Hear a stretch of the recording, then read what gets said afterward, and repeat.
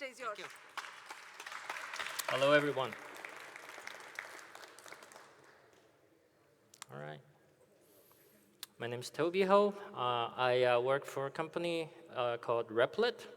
Anybody used Replit before? Show of hands. Nice. OK. What I'm going to talk about is what you see on the screen. I'm going to talk about time-traveling debuggers.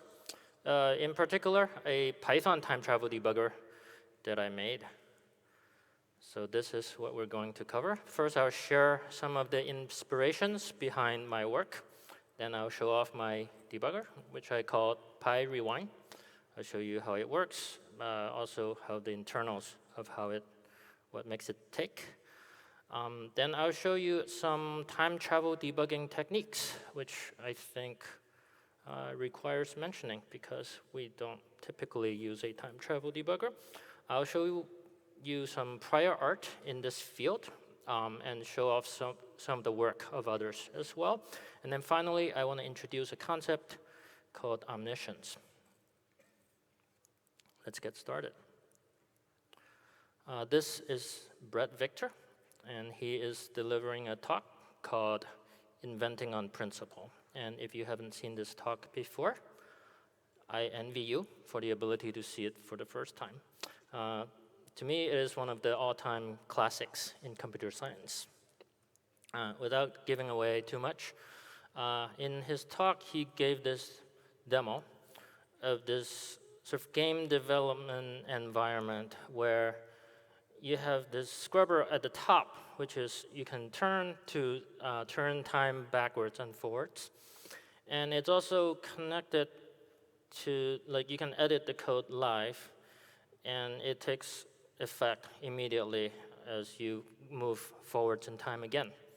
So that's pretty cool, but that's not all. There's also this button in the corner where if you click on it, now you see immediately all historical positions of the character on the screen at the same time. And the trail of the character behind him, that's called his past, and the trail of the character in front of him, that's called its future. And what's even cooler than that is, again, you can live edit the code. And the moment you live edit the code, his futures change immediately. And he showed off using this to tweak the velocity just right so that the character can jump through that gap over there. So this was pretty mind-blowing for me. And definitely caused me to think a lot. But another of my inspirations was the Redux front-end framework. You might be familiar with this in the React development circles. And the core concept of Redux is that state management is done via this pure function called the reducer. And the reducer takes two inputs, the action, which is something that you use to specify what about the state to change, and then the previous state. And then the reducer takes those two, and it spits out a next state. So if you're developing like a front-end application in Redux, the way you manage state updates to the application is you keep track of a current state somewhere in your memory.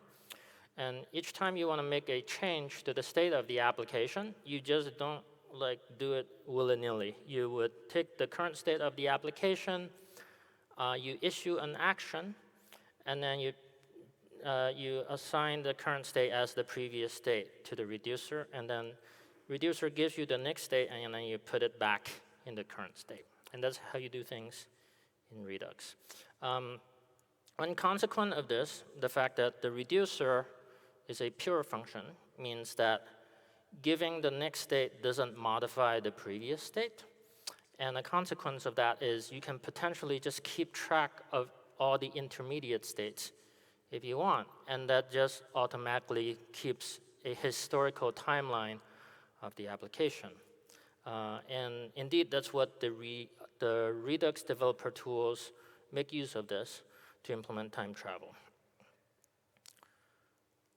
Around 2019, I worked as a software mentor, and I worked with some developers, and I helped them debug. One of the things I did was help them debug difficult problems. And I came to appreciate how hard debugging is. Sometimes we do go through our daily work, and then we take certain things for granted, and we forget some of the basic things. So show of hands, how many people like print debugging? Okay, put your hands down. Show of hands, how many people like step debuggers? Okay, we have about the same level. That's cool. That's cool. And I bet a lot of you would use both, one or the other in different occasions. So the issue with print debugging is that you're writing a lot of code that is temporary in nature. And you don't really want to check that in. So you kind of feel a little bit dirty. You're going to have to go through again on a second pass and remove them. But another potential problem is when there's too much logs, it becomes hard to wade through them. The issue with step debuggers is that choosing where to place your breakpoint is like playing the Price is Right. You want to try to get as close as you can, but without going over. Because if you go over, then you're going to have to restart the process all over again, which is why our contestant on the right chose to break on the first line of the program. That's what works for her. But by far, the hardest part about debugging is the presence of Heisenbugs. And Heisenbugs are the type of bug where when you try to take a closer look at it, it just goes away. So how are you supposed to fix your bug if you can't get your hands on it?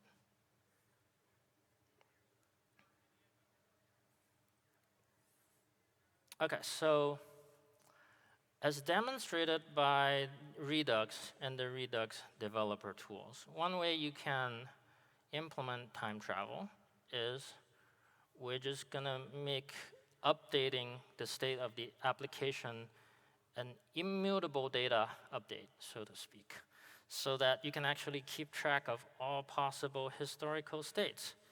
And you just get time travel for free. And that's pretty cool. And so yeah, I thought, what if every single state object was all of the state of the program? What if we put all of the variables, all of the stack frame, all heap objects, lists, dictionary, what have you, even threads if we have those. We're going to put them all inside this giant state object. And as the program is going, it's going to make immutable data updates. So, and we're going to keep track of everything, all the historical states as we go. And if we did that, then we would get time travel debugging for free. And I actually did that in a toy programming language. It was obviously not ready for production use, but I made it work somehow, and I was really motivated. So for a second project, I wanted to make this work for Python.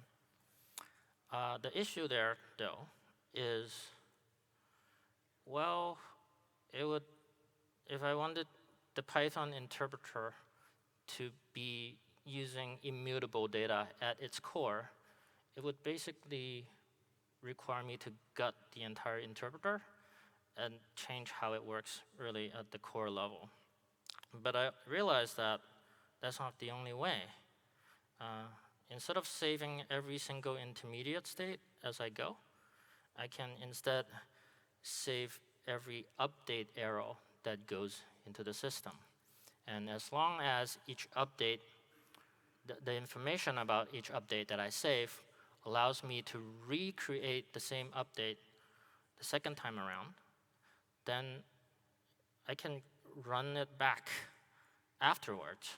I can just rerun all the state updates offline, and we are able to regenerate all of the intermediate states again. And that's what I did. So I did this in pyrewind. And pyrewind is a fork of CPython. It's some branch of Python 3.10.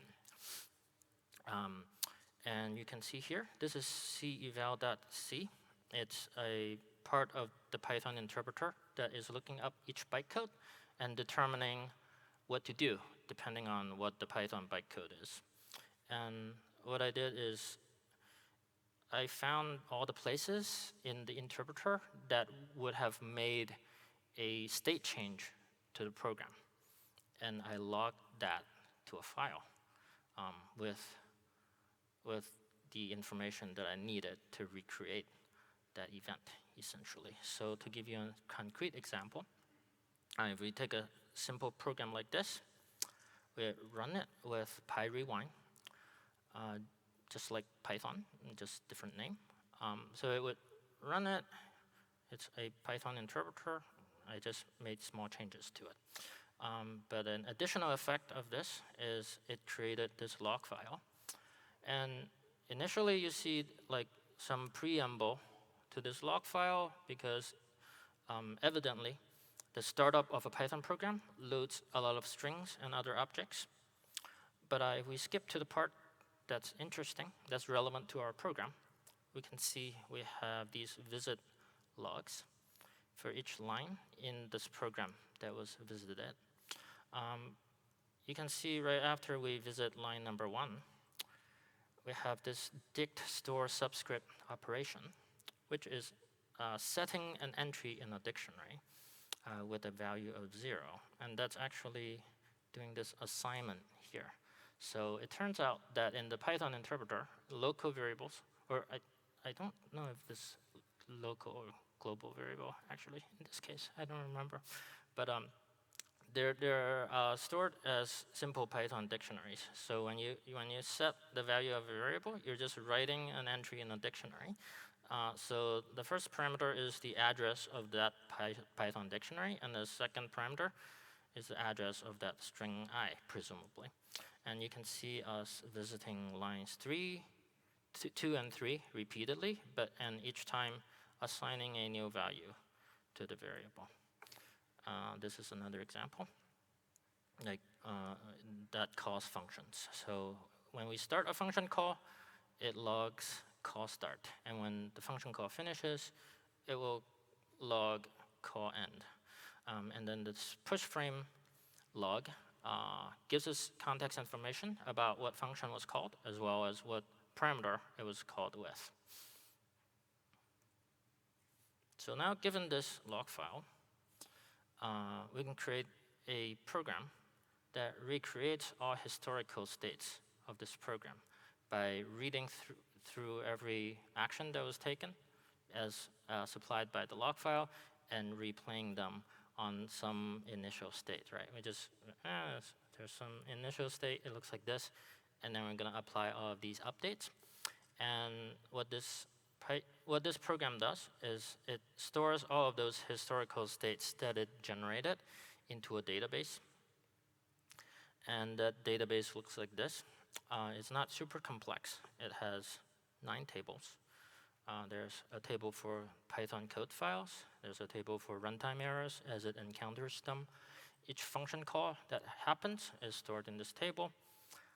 Function code, that's the specific function that was called, linked to by the function call. Rows. Member is for like associating container types like dictionaries and lists to their members. And then we have print output here, and a snapshot is a snapshot of a program. So it would be like you're paused in a step debugger on that particular line. And each line you can pause is in this snapshot table. And then we have some Python types and the value. And the value, we have all historical values of all things in this table. So this is the snapshot table. Snapshot table has a line number, and that allows the debugger to show you that we're on this line right now. But it also has a link to a function called ID, which allows it to find the stack frame that line of code is within at that point in time. So, and you can look that up to get the variables on the frame, etc. And then this is the value table. You can see all values of this I variable in here. All historical values are there because we need them to recreate the past, and which is why this database is append only. We never modify any values, we just append values. Okay, now given this database, we can now implement a step debugger user interface that can allow you to step through the program while inspecting the state of the program at those snapshots. And because this is a time travel debugger, you can go forward, but you can also go backward. And to show you that this is legit, this debugger can debug itself. So this UI is written in Python. And this is the event loop of the UI. I made a little UI framework for it, whimsically called We. And so we're going into the event loop. It's this while loop here, and you can see that we're handling a key press event, and we can drill into the event handler that's handling. And here, in this case, we're handling a mouse up event, and this is a scroll wheel widget that's trying to make the content scroll for one of these scroll panes that you're looking at. Okay, so having worked with a bunch of different time travel debuggers, so mine is one, but I've used others as well. I developed a couple of techniques that I use often, and I want to show you them, what they are. So one is, I call it the backup and drill down. Okay, so if you have some code like this, with a time travel debugger, you can casually step over these lines and just inspect the state of the program or the return value of the function. And if you find anything wrong, you can just step backwards before, like, let's say this summary was wrong for some reason. You just go back, and then now you can drill down. So we take away basically the anxiety associated with having to set breakpoints and whether to step into a function or whether to step out of a function or step over a function. Actually, in time travel debugging, breakpoints are not even a thing. That's not a feature. You don't need it. Another technique is called start at the end. So when you encounter a runtime exception, like in this case, an assertion error, it is usually more effective to start the debugger at the location of the runtime error and step backwards. So here we had an assertion error on this line, and the debugger sees that there's a runtime error, so it starts at that line, at that snapshot of the program. And then what I do is I just step backwards by 1. And in this case, it took me a couple of seconds to realize that I was coming from the wrong branch. So for the 11 case, I really want to be in the branch that is line 13 instead of line 11. So just by stepping backwards by 1 step allowed me to get to what the issue is very quickly. Okay, so at this point, I was very excited about my progress in this project. And I reached out to my former professor, Mark Gastile. And I credit Mark with being like the pioneer of using Python in education, by the way, and sort of elevating it to the status it has in education at this point. Mark pointed me to some prior art.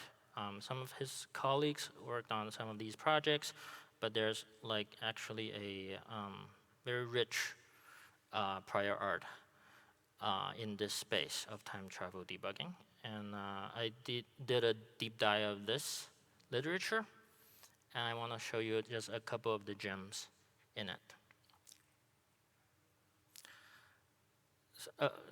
And also I realized that I was not the first person to have done this. So it turns out there's another way to do time travel debugging, and it's called deterministic replay. And it's based on the idea of determinism, that most programs are deterministic, or are largely deterministic. So if you take a program like this, and you run it 100 times, it's going to spit out the same answer every single time. However, there are also sources of non-determinism. So you don't know what the user is going to do ahead of time, for example. But you also have other sources of non-determinism to contend with. So what are we going to do? We're going to model our program as a deterministic machine that communicates to the non-deterministic world. And when we run this program at time 0, it trades these messages with the world. And what we do is we're going to capture the messages that it receives from the world and their timestamps. And then in a second run, we can connect it to a pre-recorded tape that just plays back those responses to it at the exact correct time intervals. And so basically, we have two modes of running the program. We first run it in record mode, where it's running for real, and we're capturing all of the communication it does with the world. And then when we're debugging, we run the program in replay mode, and we're just playing back responses to it from a tape. But you'll notice that when we do it in replay mode, the entire system is now deterministic, which is good, because that means say goodbye to our good friend, the Heisenberg. This is one very well-known time travel debugger. Oh, and how does this record replay system give you a time travel debugger? Might require a little bit stretching of the imagination, but I will task you with doing that very thing. So one time travel debugger that uses this technique is RR. RR is a debugger for C and C++. I think it works for Go and Rust as well. And I have had very good experience using this, in particular using it for the pyrewind project, in fact. And this is one of the projects that came out of Mozilla originally. If you do JavaScript, replay.io is a time travel debugger for JavaScript using the same technique. Also a project that originally came from Mozilla.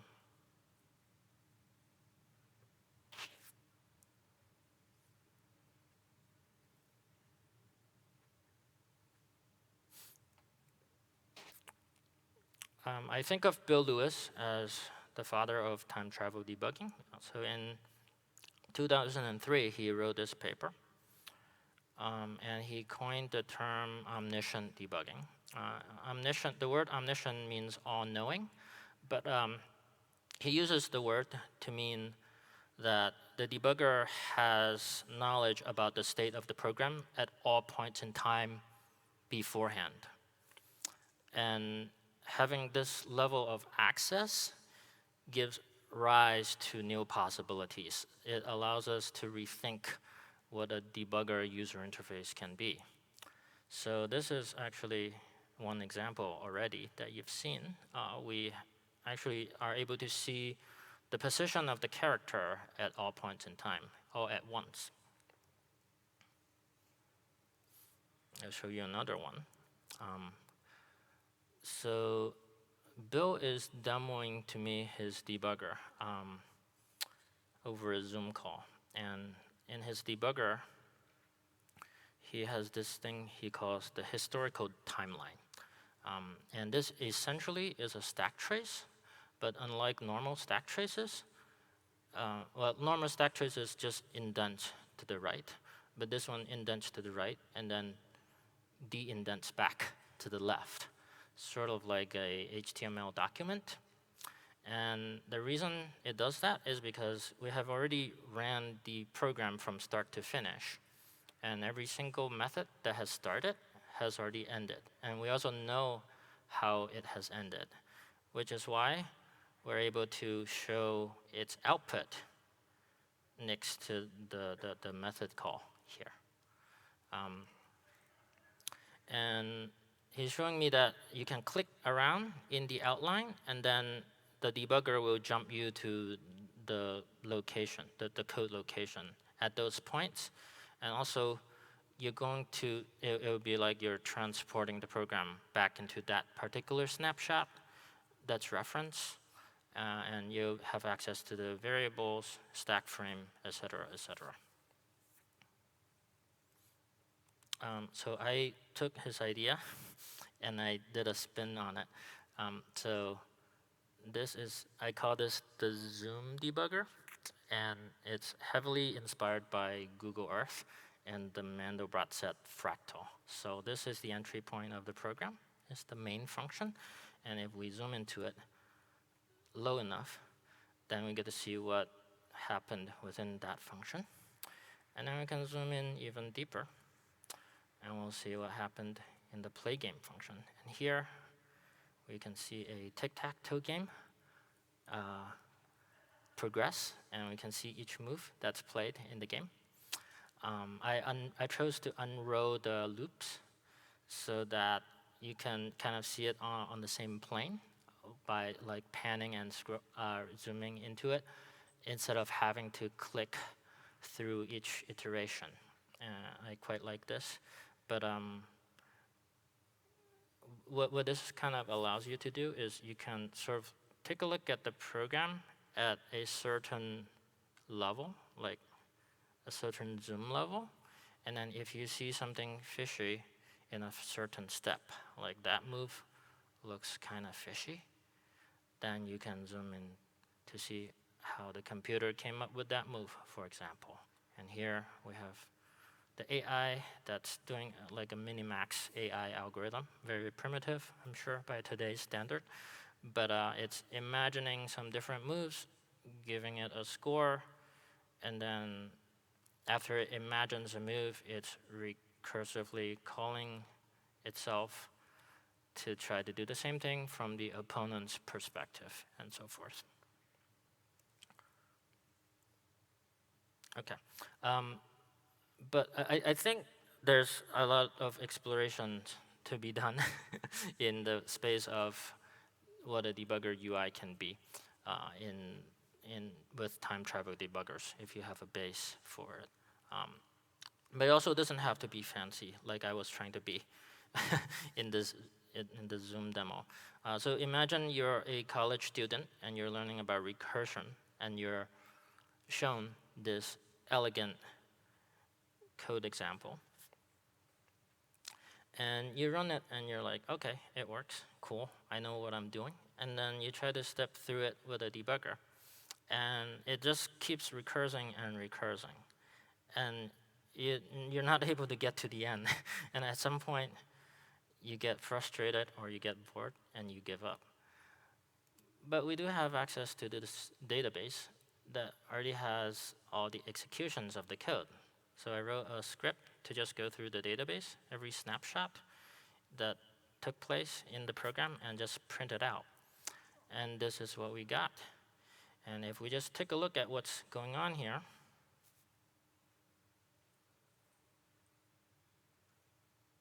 dang. Whoa, I mean, there's a lot of complexity there that's not apparent just by looking at the code. So you're confused, you talk to the professor, and you learn that, okay, in order to make this perform reasonably well, you should actually put a cache in there. So you do that. And then now we get this, which is much more reasonable. But then later you learn that you can implement it with a for loop as well, which would perform like this. Like, wow, that's even shorter than even the cached version. Interesting. Which begs the question, when you're looking at a piece of code, what code are you really seeing? When you're trying to evaluate a piece of code, are you seeing this code, or are you seeing this code? And what code do you want to be seeing? Okay, I'm at time, so I'm gonna skip. There's more to omniscient debugging. I encourage you to look more into it, but I'm gonna skip to the last slide. Okay, so as I was looking back, it occurred to me that some of the biggest advances in computer science are actually coping mechanisms for the fact that debugging is just very difficult. So, and if you consider the amount of human hours that we have put into these technologies, what if we just take some amount of that and apply it towards solving debugging itself? What if debugging wasn't hard anymore? What would computing be like? Thank you.